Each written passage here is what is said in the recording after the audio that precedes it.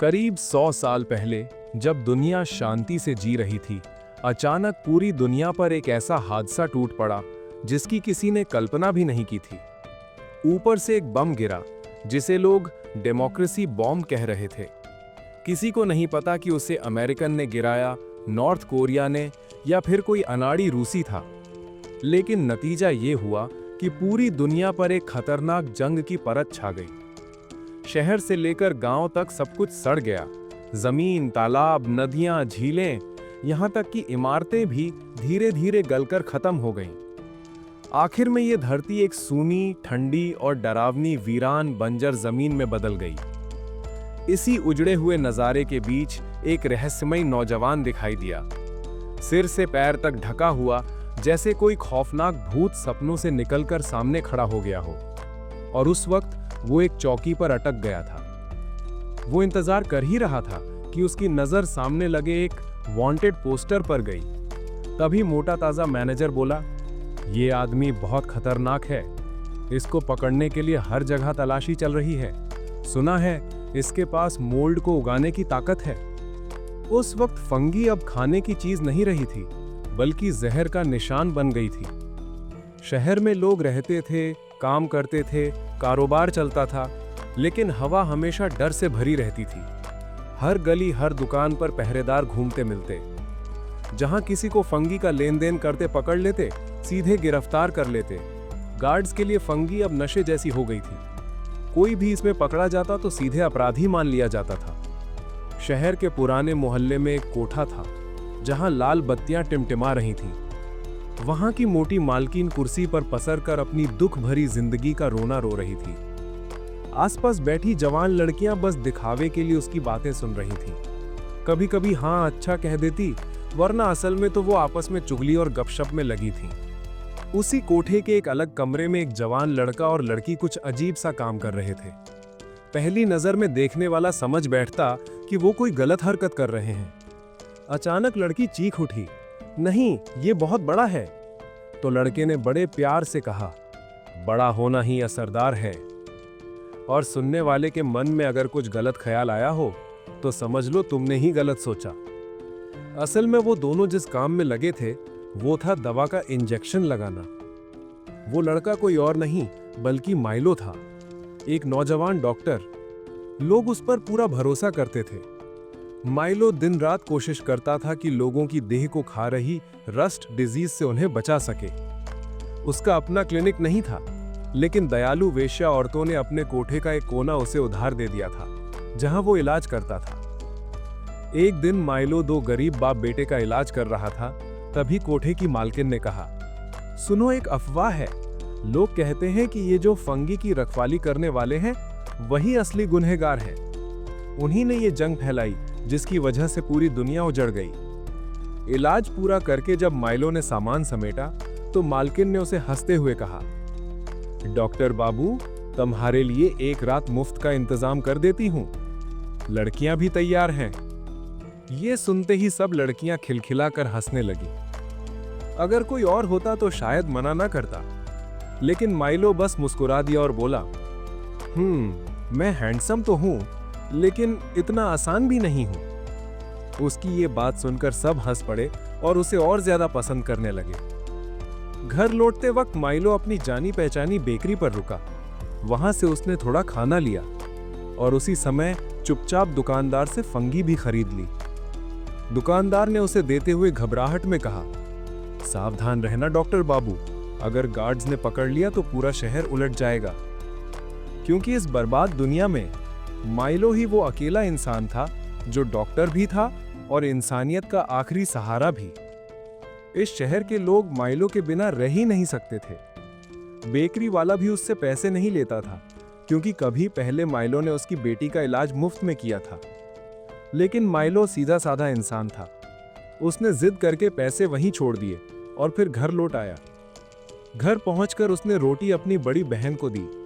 वो बहन जो पहले गार्ड थी, मगर अब जंग की बीमारी से पीड़ित होकर नौकरी छोड़नी पड़ी।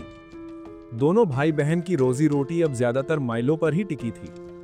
खाना खाते ही माइलो दवा बनाने में जुट गया। उसे कमेटी की तरफ से एक आधुनिक फॉर्मुलेशन मशीन दी गई थी जिसमें वो दवाइयां तैयार कर सकता था।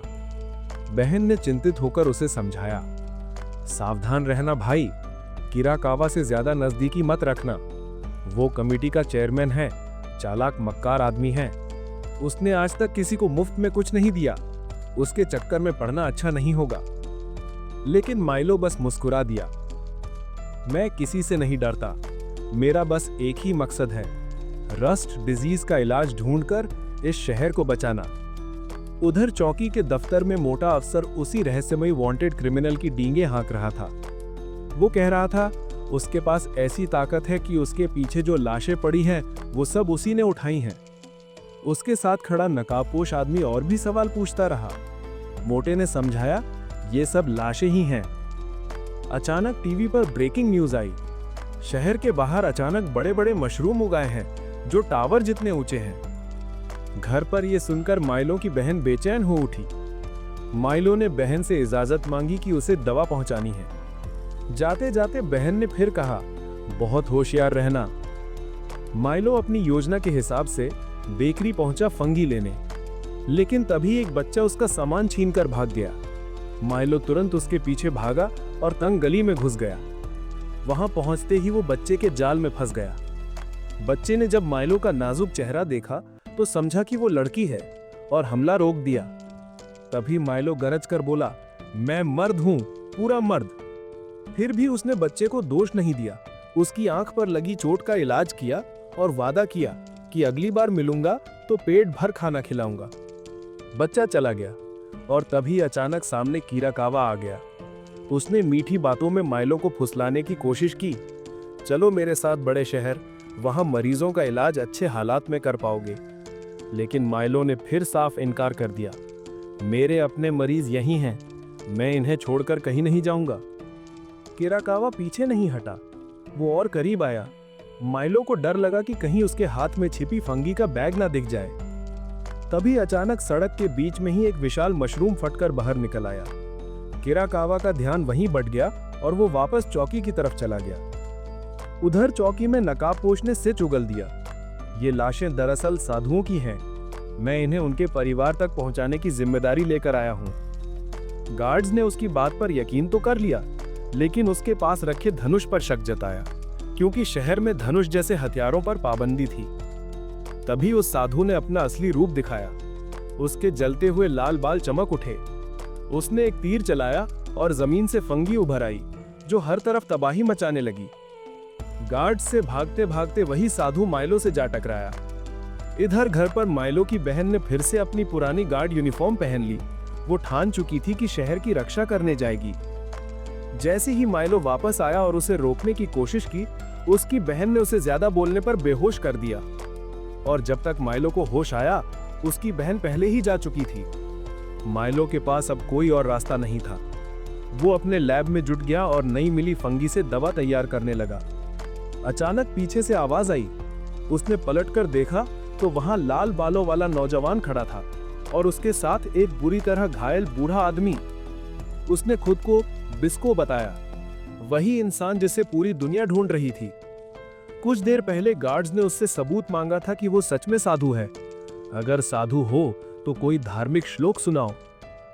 सुनने में ये एक आसान सी मांग थी, लेकिन उस वक्त बिस्को के लिए किसी श्लोक को याद करना मुश्किल हो गया था। खामोशी भारी हो गई। वो जानता था अगर एक भी गलती हुई तो वापसी का कोई रास्ता नहीं बचेगा। उसने बिना सोचे समझे कार्रवाई की। उसने एक तीर चलाया जो दरवाजे को चकनाचूर कर गया। लकड़ी के टुकड़े चारों तरफ उड़ने लगे, धूल का गुबार फैल गया और तभी गिरा हुआ कपड़ा हट गया, जिसके पीछे बिस्को के दादाजी और एक विशाल केकड़ा नजर आया। ये देखकर सब लोग दंग रह गए। फौरन बिस्को और उसके दादाजी भाग खड़े हुए। दूर से पैरों की धमक और मशीन गनों की आवाजें गूंज रही थीं। हिप्पोपोटामस गार्ड्स अपनी बड़ी बड़ी मशीन गनों के लेकर पीछे दौड़े। गोलियों की बौछार जमीन में गहरे गड्ढे खोद रही थी। धुआं और मिट्टी से पूरा रास्ता ढक गया। बिस्को झटके से अपने केकड़े की पीठ पर कूदा, हाथ में धनुष कसकर पकड़ा और ताबड़तोड़ तीर चलाने लगा। उसकी निपुणता और रफ्तार इतनी तेज थी कि कोई गार्ड पास तक न आ सका। उधर उसके दादाजी भी चुप नहीं बैठे। उन्होंने खास फंगी इस्तेमाल की जिनसे उछलने की ताकत मिलती थी। एक ही छलांग में दोनों शहर के दीवार के पार पहुंच गए। इस अचानक उछाल से पूरे शहर में हड़कंप मच गया। ब्राड संभल भी ना पाए। अंदर पहुंचते ही बिस्को ने माइलो को वही फंगी दी जिसकी जरूरत दादाजी का इलाज करने की थी। मगर दादाजी बुरी तरह घायल थे। खून कपड़ों में समा गया था, सांसें धीमी हो रही थी। माइलो, जिसकी नाक शिकार करने वाले कुत्ते जैसी तेज थी, खून की गंध से समझ गया कि घाव बेहद गंभीर है। सिर्फ दवा खिलाने से कुछ नहीं होगा। उसने तुरंत सर्जरी करने की जिद की। बिस्को, देर हुई तो जान नहीं बचेगी। बिस्को ने भारी मन से हामी भर दी। ठीक है, लेकिन तुम्हारे पास सिर्फ 10 मिनट है। दिल में शंका बहुत थी, लेकिन हालात में और कोई चारा नहीं था। मगर मुसीबत यहां खत्म नहीं हुई। जैसे ही माइलो और बिस्को काम शुरू करने वाले थे, किराकावा के आदमी वहां पहुंच गए। एक चेतावनी वाली गोली चलाई और माहौल डर से भर गया। अब बिस्को के पास और कोई चारा न था। उसने ताबड़तोड़ तीर छोड़े, दुश्मन को रोकने की कोशिश की। वो इंतजार करता रहा कि खरगोश चेहरे वाले गुंडे पास आए, और जैसे ही वो करीब पहुंचे, मौका देखकर माइलो और दादाजी को लेकर निकल पड़ा। माइलो का छोटा सा क्लिनिक अब फंगी से भर चुका था। वो जगह किसी विकृत जंगल जैसी हो गई थी। माइलो को अफसोस तो हुआ, मगर अगर वो इस जगह को ना छोड़ते तो सबकी जान खतरे में पड़ जाती। तभी ठीक नाजुक वक्त पर माइलो की बहन गाड़ी लेकर अधम की। उसने सीधा उस बैरिकेड में टक्कर मारी जहां गार्ड्स रास्ता रोककर खड़े थे, और क्योंकि वो एक हाई रैंकिंग कमांडर थी, गार्ड्स ने तुरंत उसके आदेश मान लिए। उस दिन की सारी घटना विस्तार से रिपोर्ट हुई। दोपहर में बिस्को और उसके दादाजी को गार्ड्स ने चारों तरफ से घेर लिया था। आखिरी रास्ता बचा था, खास फंगी का इस्तेमाल कर फिर से शहर की दीवार फांदना। खतरनाक फैसला था, मगर बच निकलने का और कोई तरीका नहीं था। जैसे ही वो छलांग लगाने को तैयार हुए, अचानक एक विशाल हिप्पोपोटामस उन पर टूट पड़ा। उसने मुंह इतना चौड़ा खोला जैसे सीधे बिस्को को चबा जाएगा। लेकिन हैरानी की बात यह हुई कि बिस्को ने अकेले अपने हाथों से उस पूरे हिप्पोपोटामस को उठा लिया और बहुत दूर फेंक दिया। ये देख सबकी आंखें फटी की फटी रह गईं।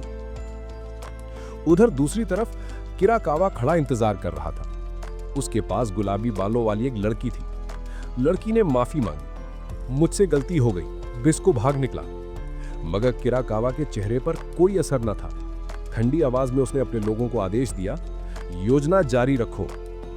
उसकी असली चिंता यह थी कि बिस्को सीधे मुख्य गार्ड फोर्स से ना भिड़ जाए, वरना हालात काबू से बाहर हो जाते।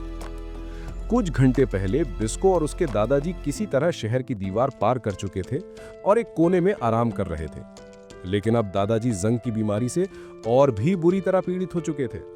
वो जानते थे कि उनके पास ज्यादा समय नहीं बचा। उन्होंने बिस्को को समझाना शुरू किया, बेटा, अगर मैं कल को ना रहूं तो तू आगे बढ़ना। तू ही सबसे मजबूत है, तू ही उम्मीद है। मैंने जो भी हुनर सिखाया तू सब सीख गया, बस दवा बनाने का हिस्सा छोड़कर। बिस्को ने सिर हिलाते हुए मना कर दिया, नहीं, ऐसा मत कहो। तुम्हारी जिंदगी मेरे लिए इतनी हल्की नहीं है। उसकी आंखों में गुस्सा और दर्द था। वो कितनी मुश्किलें झेली हैं, कितने चौकियां तोड़ी हैं, सिर्फ इस रस्ट ईटिंग फंगी को ढूंढने के लिए, ताकि तुम्हारे लिए इलाज बना सकूं। मैं कसम खाता हूं, तुम्हें मरने नहीं दूंगा। इतना कहकर बिस्को उस केकड़े के पास गया जो वहीं आराम कर रहा था। तभी अचानक आसमान से एक रॉकेट उसकी तरफ आया। बिजली जैसी तेजी से उसने धनुष ताना और तीर छोड़ा। रॉकेट हवा में ही फट गया, टुकड़े चारों ओर बिखर गए। आसमान में घोंगे जैसे विमान को चला रही गुलाबी बालों वाली लड़की ये देख दंग रह गई। खतरे की आहट पाकर बिस्को के दादाजी बोले, जल्दी केकड़े के नीचे छुप जा, वो जहाज बहर गिराने वाला है। बिस्को ने जवाबी तीर चलाने की कोशिश की, लेकिन तभी अचानक कहीं से एक इलेक्ट्रॉनिक ईल निकल आया और सीधे उसकी टांग पर काट लिया। इसी पल ऊपर से गोलियों की बौछार हुई। बिस्को के दादाजी ने बिना सोचे समझे अपने पोते को ढाल बनाने आगे आ गए। गोलियां उनके शरीर को छलनी कर गईं, खून कपड़ों में फैल गया। बिस्को अवाक रह गया। उसने दांत भींचकर धनुष कस लिया और पूरी ताकत से एक जानलेवा तीर छोड़ा। तीर सीधा जहाज पर लगा। वो जहाज जोरदार धमाके से गिरकर जमीन पर फट पड़ा। बिना वक्त गवाए बिस्को अपने दादाजी को लेकर केकड़े पर चढ़ा और पूरे वेग से शहर की ओर दौड़ पड़ा। उसके कदमों में बस एक ही चीज थी, बेतहाशा हताशा। काफी मशक्कत के बाद दोनों शहर की नाली में छुपे। माइलो ने जब बिस्को के दादाजी को देखा तो हैरान रह गया। 6 गोलियां खाकर भी अभी तक जिंदा थे, जैसे उनकी जान किसी दास्तान का हिस्सा हो। बिस्को बेचैन होकर बोला, माइलो, क्या तुम इन्हें बचा सकते हो? माइलो ने दृढ़ आवाज में कहा, हाँ, मैं कर सकता हूं। बिस्को बाहर जाकर दुश्मनों को रोकने के लिए निकलना चाहता था, लेकिन माइलो अड़ गया। पहले मैं तुम्हारे घाव देखूंगा, फिर तुम बाहर जाना। बिस्को ने दादाजी को माइलो के हवाले किया और बाहर निकल गया। इधर दूसरी तरफ माइलो की बहन को सूचना मिली कि जिस दिशा में वो बढ़ रही थी वो दरअसल किराकावा के आदमियों का जाल है। असल रास्ता पश्चिम की ओर था। गार्ड्स ने उससे संभल कर चलने की सलाह दी। इसी बीच उन्हें खबर मिली कि माइलो का क्लिनिक पूरी तरह बर्बाद हो चुका है। वहां एक विशाल मशरूम उगाया है। ये सुनकर माइलो की बहन गुस्से से भर गई, लेकिन उसने अपने सिपाहियों को आदेश दिए और फिर अकेले पश्चिम की ओर बढ़ चली। उधर बिस्को ने किराकावा के सारे सिपाही साफ कर दिए, सिर्फ गुलाबी बालों वाली लड़की को छोड़ दिया, क्योंकि वो उसे काफी प्यारी लगी। बिस्को ने उसकी तरफ देखा और पूछताछ शुरू की। उसी वक्त माइलो की बहन स्कूटर पर तेजी से पहुंची। बिस्को ने तुरंत फंगी का इस्तेमाल करके गाड़ी को हवा में उछाल दिया, लेकिन माइलो की बहन जरा भी नहीं घबराई, सीधा हमला करने चली आई। धुएं के पीछे से बिस्को ने धनुष ताना और तीर चलाया। तीर सीधा उसके हाथ में पकड़े हथियार पर लगा। धातु के चटकने की आवाज गूंजी। एक नए टकराव की शुरुआत हो चुकी थी। शहर के लाउडस्पीकर पर लगातार चेतावनी दी जा रही थी, फफूंद से बच कर रहें, स्फोट सांस में ना जाए, सुरक्षा उपाय अपनाएं। उधर वैश्यालय में लड़कियां आपस में खुसुर-फुसुर कर रही थी। इतने बड़े बड़े मशरूम हमारी जिंदगी में पहली बार देख रहे हैं। मालकिन ने जल्दी से सबको भीतर बुलाया। चलो चलो, बाहर मत रहो, ये स्पोर्ट्स जानलेवा हो सकते हैं। इसी बीच नीचे से खबर आई, पांडा क्लिनिक पूरी तरह बर्बाद हो चुका है। ये सुनकर मालकिन का दिल बैठ गया, क्योंकि उसी क्लिनिक में माइलो था, वो लड़का जिससे उसे हमेशा लगा हो रहा है। इधर माइलो अपने क्लिनिक में बिस्को के दादाजी को खून चढ़ा रहा था। जंग की बीमारी ने उनका शरीर लगभग खत्म कर दिया था। ट्रांसफ्यूजन से धीरे धीरे उन्हें होश आया, लेकिन सच्चाई ये थी कि उनके अंग बहुत गहराई तक जंग खा चुके थे। वो मुश्किल से 1 महीना और जी सकते थे। फिर भी उनका चेहरा शांत था। उन्होंने मुस्कुराकर माइलो की तारीफ की। ये नौजवान तो सच में हुनरमंद है, हाथ नाजुक भी हैं और धैर्य भी। इसके बाद उन्होंने अपना नाम बताया, मैं जाबी हूं, बिस्को का गुरु। बाहर जंग भड़क चुकी थी। बिस्को और माइलो की बहन आमने सामने भिड़े थे। तेज हमले, मेटल की टकराहट और चीखों से हवा भारी हो गई थी। बिस्को लड़ते हुए भी बार बार समझा रहा था, रुक जाओ, हर बार जब तुम वार करती हो तुम्हारे शरीर पर लगी जंग और फैल रही है, मौत और करीब आ रही है। लेकिन माइलो की बहन पर कोई असर नहीं हुआ। उसकी आंखों में बस नफरत थी। वो मान चुकी थी कि जंग का कारण सिर्फ बिस्को है, इसीलिए वो रुकने को तैयार नहीं थी। बिस्को ने बार बार समझाने की कोशिश की, लेकिन उसकी बातें उसके गुस्से तक पहुंची ही नहीं पाई। इधर जाबी माइलो को सच बता रहा था। लोग जो समझते हैं वो गलत है। फंगी जंग फैलाते नहीं, बल्कि जंग खाते हैं। दुनिया पहले से ही निर्दयी थी, इसीलिए जीवों को बदलना पड़ा। फंगी ने ये हुनर अपनाया, रस्ट को खाकर जीना। उसने आगे समझाया, हम जैसे लोग सालों से कोशिश कर रहे हैं, जंग लगे अंगों पर फंगी लगाते रहे, धीरे धीरे वो जंग सोख लेते हैं। लेकिन क्योंकि ये प्रक्रिया धीमी थी, बाहर वालों को बस फंगी और जंग साथ दिखे। उन्होंने जल्दबाजी में मान लिया कि फंगी ही कारण है। इस गलतफहमी ने सबको फंगी से नफरत करने पर मजबूर कर दिया। लेकिन ये सच भी माइलो की बहन तक नहीं पहुंच पाया। वो गुस्से में अपना स्कूटर बिस्को पर फेंक देती है। बिस्को दूर जा गिरता है। जख्मी होकर भी वो समझाता है, मैंने कभी फंगी का इस्तेमाल नफरत फैलाने के लिए नहीं किया। मैंने तो हमेशा जंग मिटाने के लिए उन्हें लगाया। ना मैंने कभी शुक्रिया मांगा, ना कोई इनाम। फिर भी लोग मुझे गलत समझते हैं, दुश्मन कहते हैं। उसकी आवाज में दर्द था, लेकिन धैर्य भी। माइलो की बहन पाओ बस सच जानना चाहती थी। उसने बिस्को से पूछा, तेरा असली मकसद क्या है? मजबूर होकर बिस्को बोला, मैं और जाबी एक बेहद ही रस्ट ईटिंग फंगी की तलाश में है। वो एक चमत्कारी दवा है जो जंग को पूरी तरह जड़ से मिटा सकती है। ये सुनकर पाओ और गुस्से में आ गई। ये सब बहाने हैं। बिस्को को कोई परवाह नहीं थी, बल्कि उसने मुस्कुराकर कहा, मुझे अभी अभी एक निपुण डॉक्टर मिला है जिसका चेहरा तुमसे बिल्कुल मिलता है। मुझे तो लगता है तुम दोनों खून के रिश्तेदार हो। ये सुनना था कि पाओ का गुस्सा और भड़क गया। उसने पूरी दीवार पर वार कर दिया जहां बिस्को खड़ा था। लेकिन इस बार बिस्को पहले से तैयार था। उसने माइलो का नाम लेकर पाओ को और भड़काया ताकि उसे जाल में खींच सके। गुस्से में पाव और तेज हमला करने लगी। इसी पल बिस्को ने चालाकी से उसके हथियार पर फंगी उगने दिए। ये देखकर उसके मन में कसक हुई, मैंने हमेशा फंगी से लोगों की जान बचाई है, कभी सोचा नहीं था कि किसी लड़की के खिलाफ इन्हें इस्तेमाल करना पड़ेगा। लेकिन लड़ाई ने मजबूर कर दिया। आखिरकार बिस्को ने एक बेहोशी का तीर चलाया। पाव लड़खड़ा कर गिरी और बिस्को ने उसे संभाल लिया। वो नहीं चाहता था कि उसे चोट लगे। उसने उसे धीरे से उठाया और वापस अंडरग्राउंड सीवर के ठिकाने पर ले आया। वहां उसकी फिर से मुलाकात अपने दादाजी से हुई, जो अब किसी कमजोर बूढ़े की तरह नहीं दिख रहे थे।